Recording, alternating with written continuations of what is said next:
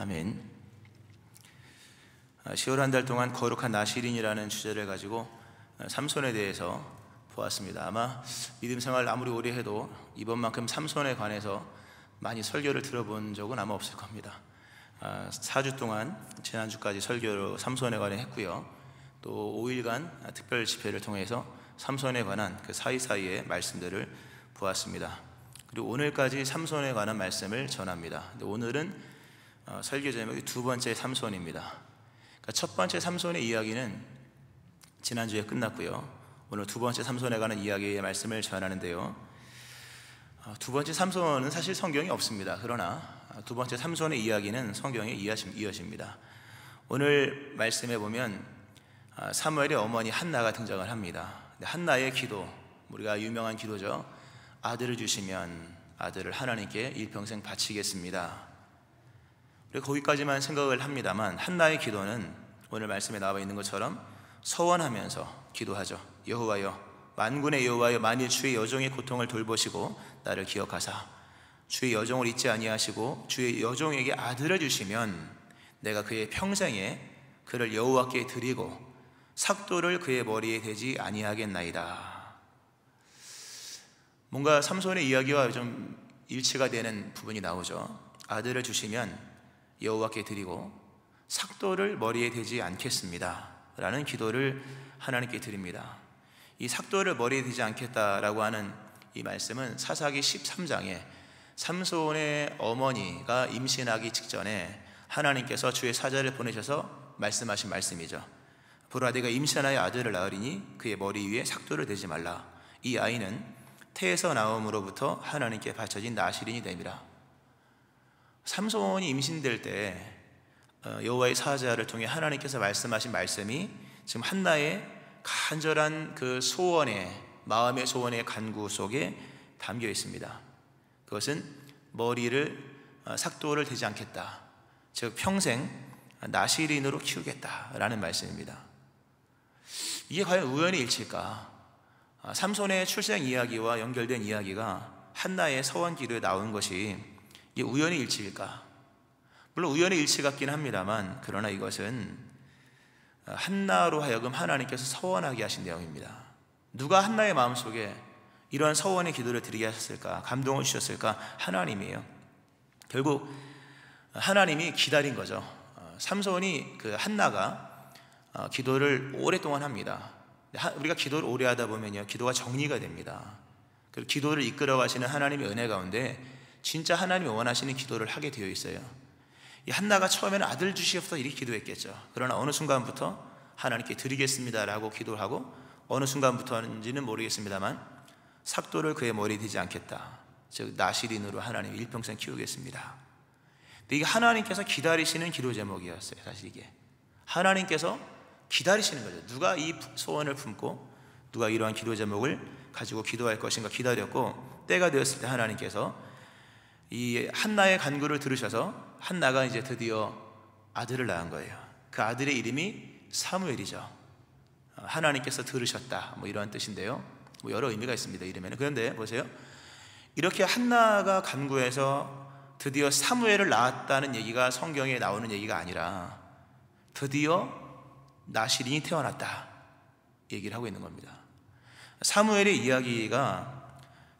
이야기로 펼쳐가면 사무엘의 이야기입니다만, 우리가 이 삭도를 머리에 대지 않는다라고 하는 이 나실인의 키워드를 가지고 사무엘의 이야기를 읽어보면 한나가 그래서 아들을 낳고 이름이 사무엘이었다, 맞지만 하나님의 입장에서 봤을 때 드디어 두 번째 나실인이 태어났다라는 말씀이에요.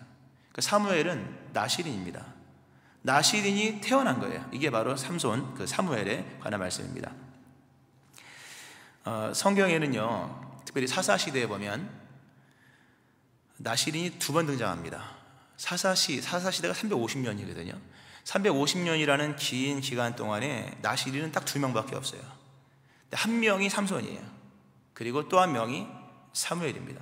사무엘도 사사시대입니다. 우리가 사무엘서를 읽어보면 왕정 이야기가 나와서 사무엘의 이야기가 왕정 이야기 같으나 사무엘도 사사입니다. 마지막 사사입니다.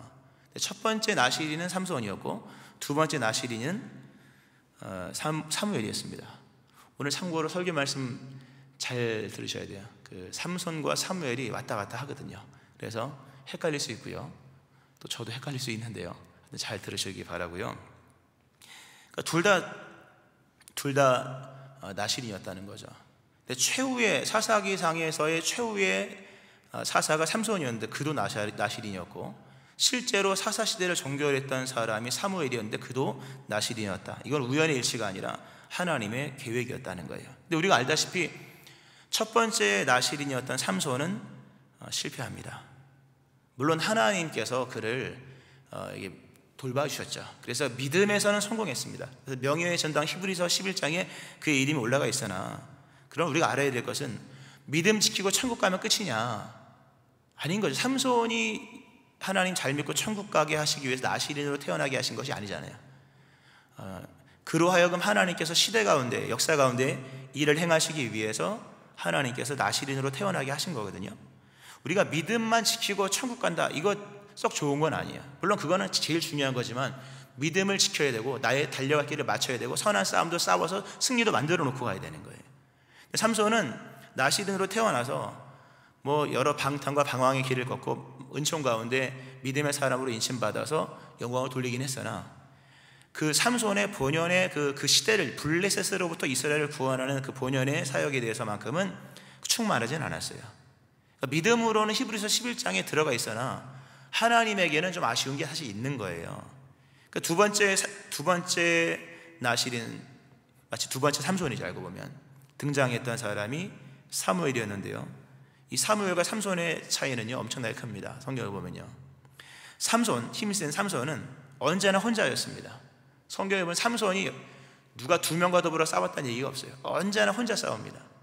유일하게 옆에 사람이 있었을 때는 여인들은 꼭 옆에 있더라고 보니까요.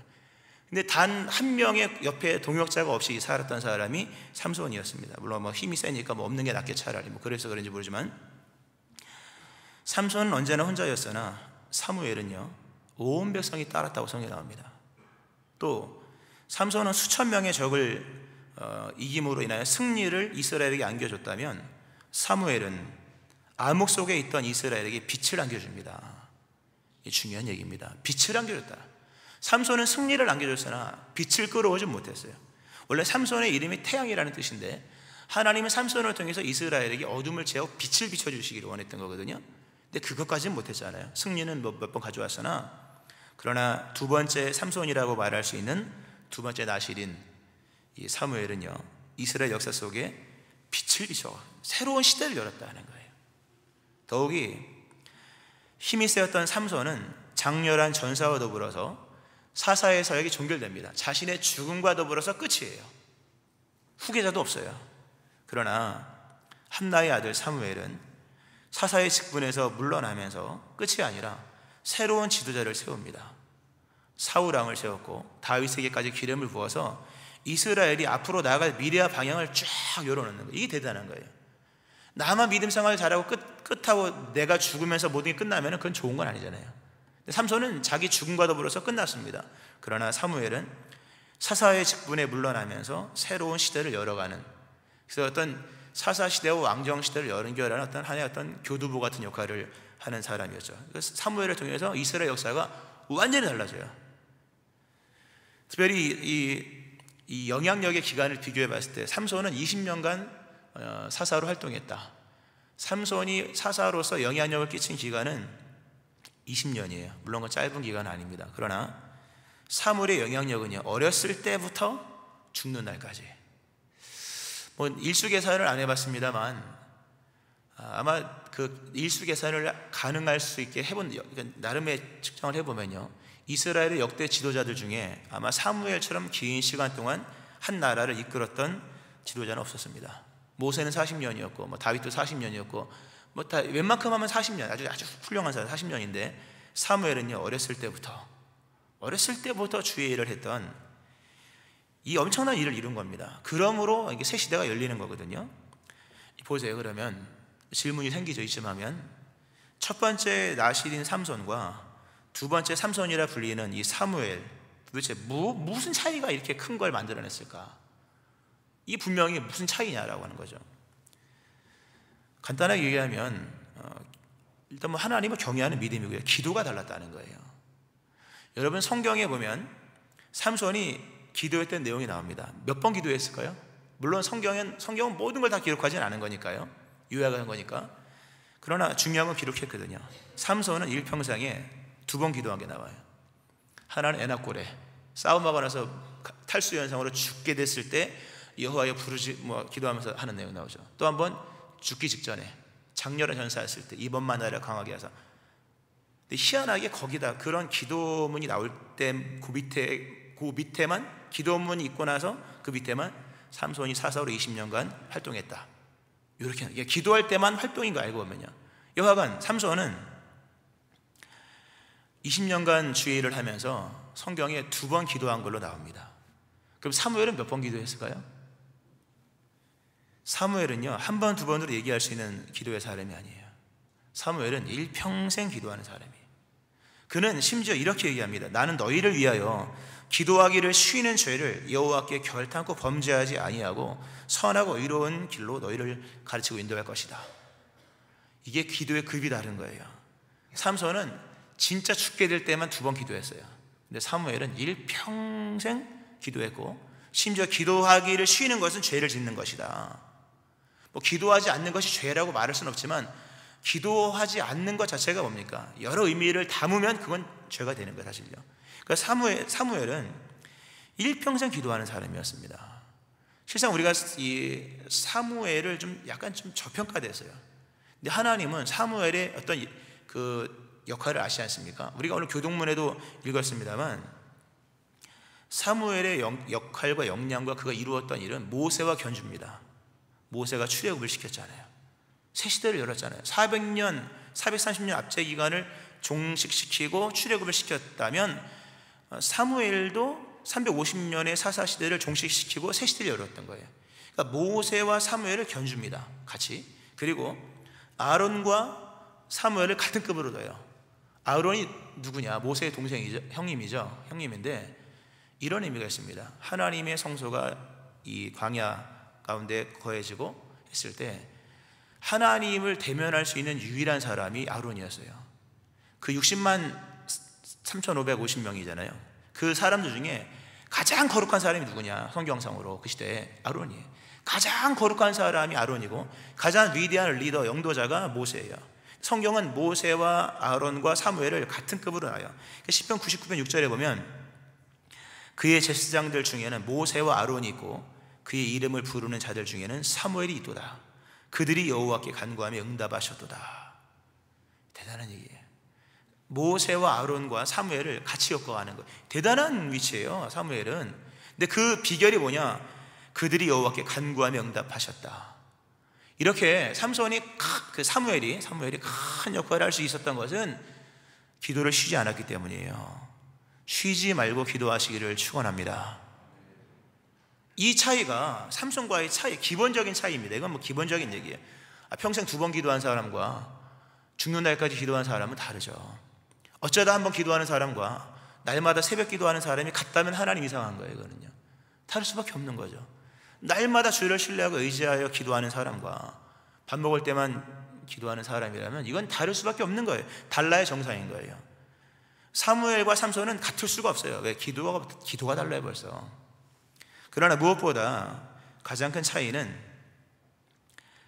거룩을 유지하는 그 기간과 그 중심의 내용이 달랐다는 거예요. 사사기를 삼손에 관한 이야기를 읽어보면요, 삼손이 머리털이 밀리잖아요. 싹 완전히 밀립니다. 그리고 눈이 뽑히죠. 그리고 난 성경에 보면요, 거기에다 영화의 복선같이 마치 드라마의 다음 편 예고처럼 아주 그 짧은 힌트 같은 말씀을 줘요. 이런 말씀입니다. 그의 머리털이 밀린 후에 다시 자라기 시작하니라. 그의 머리털이 밀린 후에 다시 자라기 시작하니라. 이게 단순히 머리를 빡빡 깎았으니까 머리가 시간이 지나면 자란다, 이런 내용일까요, 여러분? 이런 내용이 아닌 거예요. 머리카락의 이야기는 앞으로도 계속된다는 거예요. 삼손의 머리카락이 밀렸는데 자란다, 삼손의 힘이 생긴다, 이런 얘기가 아니라 머리카락으로 상징되는 그 거룩 이야기, 즉 머리카락은 나실인의 어떤 거룩한 이야기가 다시 시작된다는 거예요.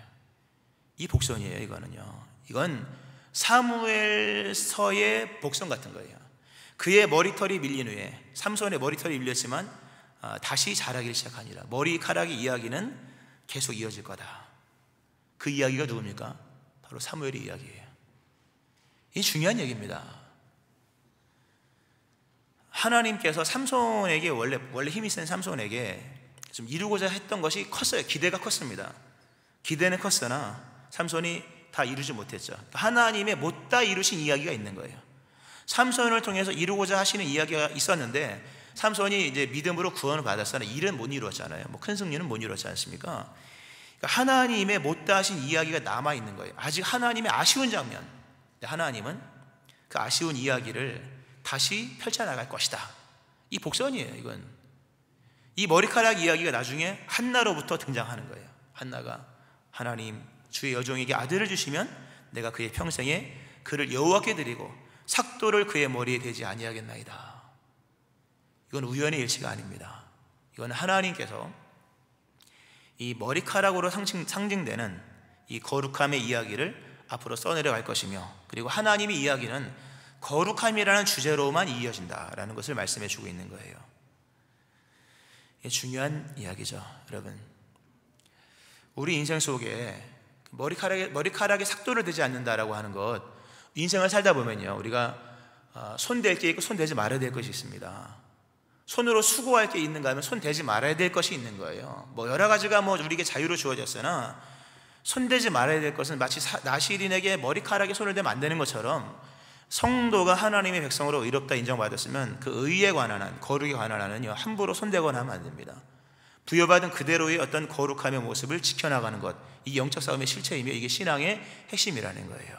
잘 믿고 깨닫기를 축원합니다.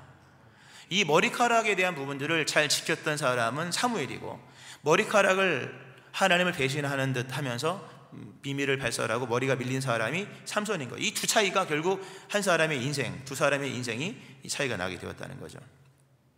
이 거룩함이라고 하는 것은 이건 곧 힘입니다. 첫 번째 삼손, 힘이 있었던 삼손과 두 번째 나실인, 또는 두 번째 삼손이라고 칭하고 싶은 사무엘의 이게 힘 비교를 해보면요, 이게 재밌죠. 삼손, 첫 번째 삼손 힘이 막 장사였습니다. 엄청나게 힘이 강했어요. 그러나 두 번째 나실인이었던 사무엘은 그냥 일반인이에요. 힘으로 말하면 일반 사람이에요. 일반 사람. 특별히 힘이 세거나 근육질의 이런 남성도 아니었습니다. 그냥 남자예요. 일반 성인입니다. 그런데 육신의 힘으로 이룰 수 없었던 것을 삼손이 이루었다는 거예요. 사무엘이 이루었다는 거예요. 육신의 힘을 가지고 있었던 삼손이 할 수 없는 것을 두 번째 나실인 사무엘이 이루었다는 거죠. 무슨 힘으로 이루었을까?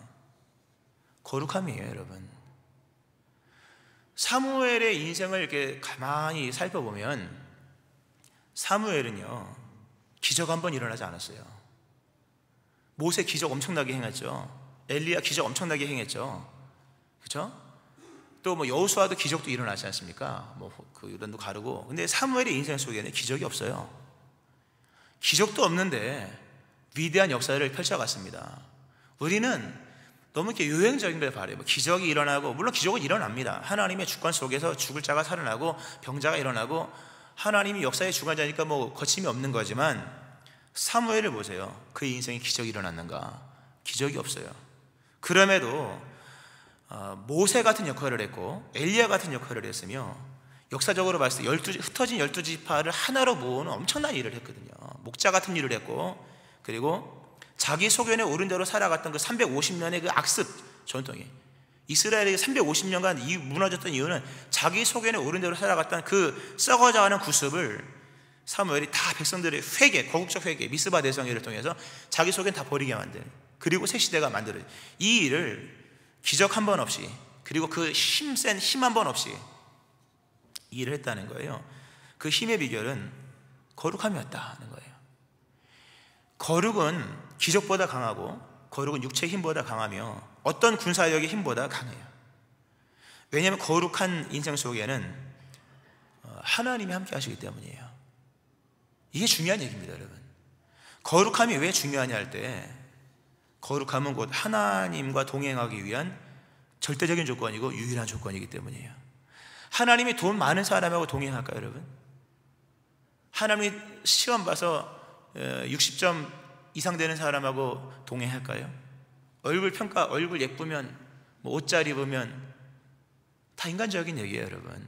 하나님은 그런 거 일체 안 보십니다. 하나님께서 원하시는 것은 거룩함이에요. 하나님은 거룩한 자와 동행하십니다. 아니, 거룩한 자들과만 동행하시는 거예요. 그러니까 거룩한 주의 백성이 된다고 하는 것은 하나님과 동행하는 것이며, 결국 하나님과 동행하는 것이 그의 인생의 힘이었다는 거예요. 기적도 중요하고 힘도 중요하고 다 안 중요한 게 어디 있겠습니까? 많은. 그러나 두 번째 삼손이라 일컬어질 수 있는 이 나실인 사무엘의 승리의 비결과 엄청난 역사의 이런 비결은 그가 하나님과 동행했기 때문인 거예요. 주와 동행할 수 있는 거룩한 백성 되어지기를 축원합니다. 성경에 보면 사무엘의 이름이요, 성경에 보면 이런 말씀이 나옵니다. 사무엘이 자라매 여호와께서 그와 함께 계셔서, 이 비결이에요. 그와 함께 계셔서 쭉 이어지면서 사무엘의 말이 온 이스라엘에 전파되니라. 사무엘이요, 말이 온 이스라엘에 소문이 퍼져. 사무엘이라는 이름이 벌써 소문이 쫙 퍼지는 거예요. 이런 사람 몇 명 있죠. 여호수아, 성경에 보면 여호와께서 여호수아와 함께 하시니 여호수아의 소문이 온 땅에 퍼지니라. 여호수아도 소문이 퍼졌어요. 다윗의 명성이 온 세상에 퍼졌고 여호와께서 모든 이방 민족으로 그를 두려워하게 하셨다. 한 번도 다윗의 얼굴을 본 적도 없지만 이름은 다 아는 거예요. 한 번도 다윗과 더불어 접전을 해본 적은 없으나 다윗을 다 무서워했던 거예요. 이건 하나님이 퍼뜨리신 소문 덕분인 거예요. 사무엘의 얼굴 본 적이 없어요. 그러나 사람들이 사무엘이 말씀하신 거라고 하면 모두가 다 거기에 따르는 거예요. 엄청난 소문이 여호수아에게, 다윗에게, 그리고 사무엘에게 있었다는 거예요. 비결은 다 똑같아요. 하나님이 함께 하시는 사람들이에요. 하나님이 함께 하시는 사람의 인생 속에는 아름다운 소문이 퍼지는 줄로 믿으시기 바랍니다. 소문이 퍼져야 잘 되죠. 식당도 소문이 퍼져야 되고, 사업도 소문이 퍼져야 되고, 교회도 소문이 퍼져야죠. 이 소문이 아무렇게 됩니까? 여호와께서 함께 하시면 명예를 준다, 명예를. 하나님께서 왜 거룩을 요구하시느냐 하면요, 거룩한 자만이 하나님과 동행할 수 있고 그 하나님의 은총 속에서 새 역사를 이룰 수 있기 때문인 거예요. 이 자리에 힘으로 실패한 사람들, 돈으로 실패한 사람들, 아니면 인간의 노력으로 실패한 사람이 있다면 먼저 우선하여서, 유일하게 여러분의 삶의 거룩의 문제를 다루셔야 돼요. 사무엘의 평생의 중심 주제는 이 거룩입니다. 거룩함의 문제를 평생 품고 있었고 그것은 곧 하나님과 동행하는 내용이기도 했던 거죠. 거기서 이 사무엘의 이름도 퍼지고, 사무엘이 직접적으로 전쟁에다 싸운 것은 없어요. 사무엘도 꼭 모세 같아요. 항상 뒤에 있어요. 모세도 직접 안 싸웠잖아요. 뒤에 있잖아요. 사무엘도 언제나 뒤에 있어요. 그러나 뒤에 있는 사람의 영향력이 앞에서 실전에 싸우는 그 누구보다 컸다는 거예요. 이스라엘이 승리했던 것은 모세가 뒤에 있었기 때문이고, 사무엘 시대의 이스라엘 다윗도 마찬가지고 사무엘이 사울왕도 이길 수 있었던 비결은 뒤에 거룩한 이가 있었기 때문인 거예요. 할렐루야. 거룩이 승리예요. 이건 엄청난 힘이라고 하는 거죠. 하나님께서 우리에게 이렇게 거룩함, 또 거룩한 나실이 있는 삶을 요구하시는 것은 이런 은총을 베푸시기 위한 거예요. 여기서 이 하나만 더 말씀 전하고 이제 말씀을 마치는데요, 이 사무엘 얘기를 하면 한나를 얘기 안 할 수가 없어요. 한나를 얘기를 해야 되는데요, 한나는 왜 아들을 나실인으로 바친다는 서원을 했을까? 궁금하지 않습니까, 여러분? 한나는 왜 아들을 주시면 아들을 하나님께 바치고, 거기까지만 하면 좋잖아요. 아들을 바치겠습니다, 이것까지는 좋은데 왜 그의 평생에 삭도를 머리에 대지 않겠다고 한 나실인 서원을 했을까? 단순히 아들만 주시면, 아들 주시면 이 얘기일까? 한나가 아들을 나실인으로 서원하게 된 이유가 중요합니다. 그것은 한나가 하나님이 어떤 분인지를 알았기 때문이에요. 지금부터 드리는 말씀이 지난 5주간, 오늘까지 5주간의 거룩한 나실인의 설교의 결론입니다. 계속 드렸던, 여러 집회 가운데 드렸던 말씀들의 결론인 거예요. 한나가 아들을 나실인으로 서원했던 이유는 하나님의 속성을 알았기 때문인 거예요. 사무엘상 2장을 보면요, 나중에 보시면 한나는 마음이 늘 슬픈 여자였습니다. 늘 마음이 슬픈 여자.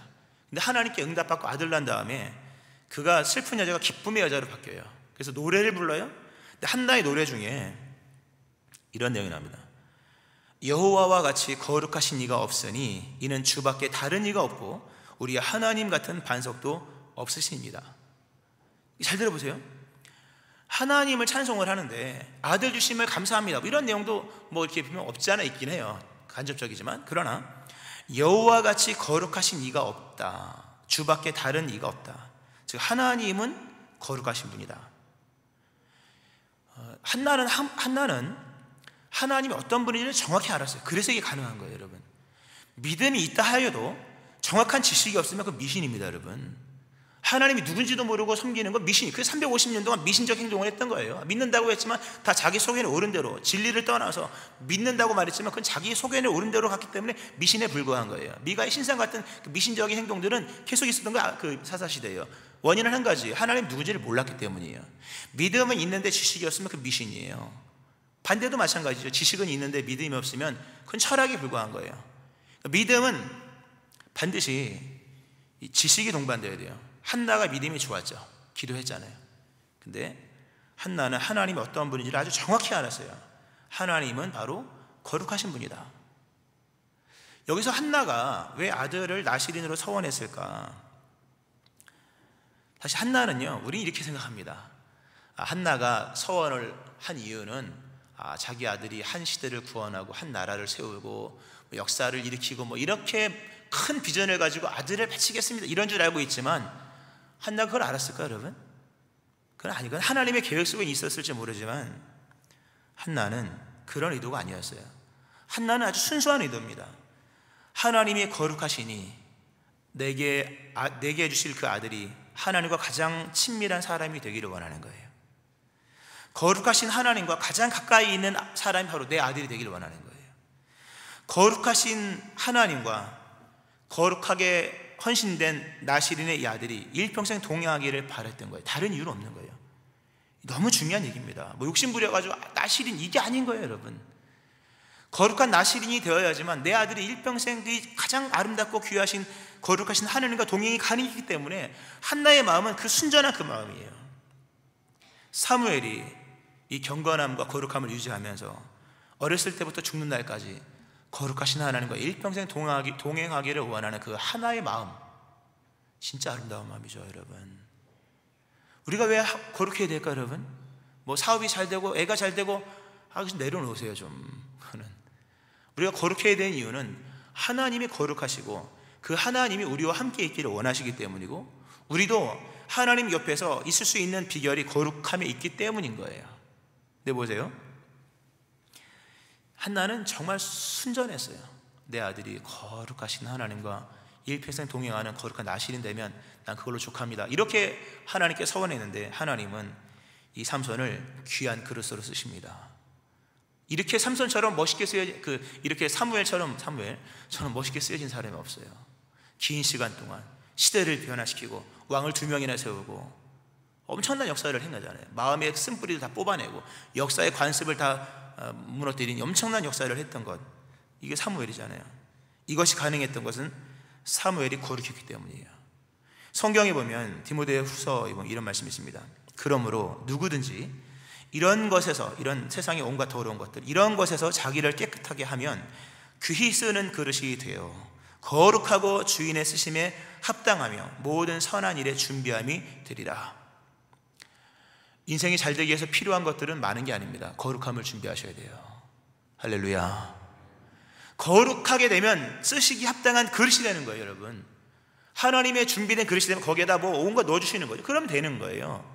빈 그릇인 이유는 그릇이 작고 크고 문제가 아니라 거룩하지 않기 때문인 거예요. 깨끗한 그릇만이 하나님의 역사를 담을 수 있는 거예요. 사무엘 한 게 없어요. 그 거룩함 하나를 가지고 시대를 담았다는 거예요. 할렐루야. 말씀을 좀 맺습니다, 여러분. 거룩하신 하나님을 위해서 거룩함을 추구하는 인생 자체가 그 위대한 인생이에요. 위대한 인생은 거룩함으로 뭘 이루는 게 아니에요. 거룩함 자체가 위대한 거예요. 아멘 하시기 바랍니다. 거룩함 자체가 위대한 거예요, 여러분. 이 말씀하고 좀 정리하는데요, 우리가 하나님을 예배하고 하나님을 높입니다. 여러분, 하나님을 높인다고 하잖아요. 하나님을 얼마만큼 높여드릴 수 있을까요, 여러분? 하나님을 얼마만큼 높여드릴 수 있을까요? 아니, 하나님이 지금 앉아 계신 자리는 어떤 자리일까요? 온 우주에서 가장 높은 자리, 거기 누가 계실까요? 하나님이 계시죠. 그러니까 누가복음에 보면 1장 35절에 보면 지극히 높은 곳에 계시니, 하나님 누가 지극히 높은 곳에 계시니, 이미 하나님은요 최고의 자리에 앉아 계신 거예요. 그러므로 인간은 하나님을 더 이상 높일 수가 없죠. 이미 최고의 지존자의 위치에 계신데 어떻게 하나님을 높이겠습니까? 그러니까 하나님을 높여야 된다고 하는 것은 하나님을 더 높이는 게 아니에요. 이미 하나님은요 지극히 높은 곳에 계신 분이기 때문에 누가 하나님을 더 올려드릴 수 있게, 그건 불가능한 거예요. 논리적으로 맞지 않고요. 인간이 하나님을 높이는, 가장 높이는 비결은 하나님을 하나님으로 인정하는 거예요.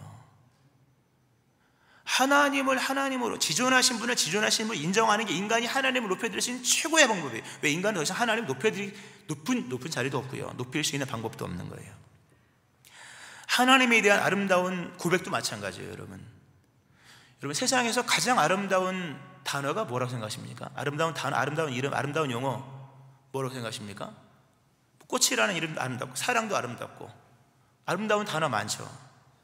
그러나 그 어떤 아름다운 단어보다, 하나님이라는 단어보다 아름다운 단어는 없다는 거예요. 믿으십니까? 잘 들으셔야 돼요. 하나님이라는 이름보다 아름다운 이름은 없는 거예요.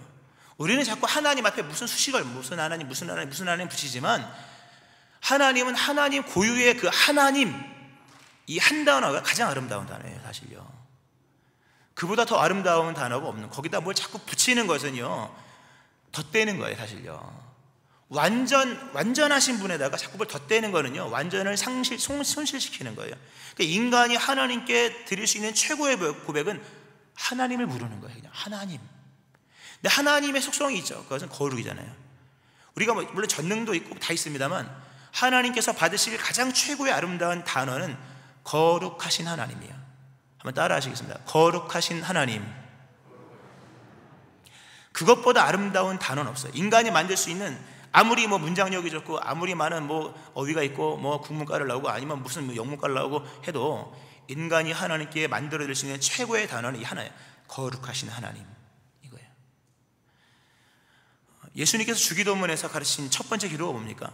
하늘에 계신 우리 아버지여, 이름이 거룩히 여김을 받으시오며. 할렐루야.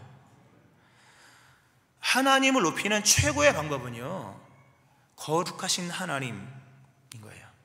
거룩하신 하나님, 그러므로 저도 거룩하기를 원합니다. 이게 인간이 드릴 수 있는 최고의 고백이며 최고의 예배이고, 하나님 앞에서 가장 아름다운 고백인 거예요.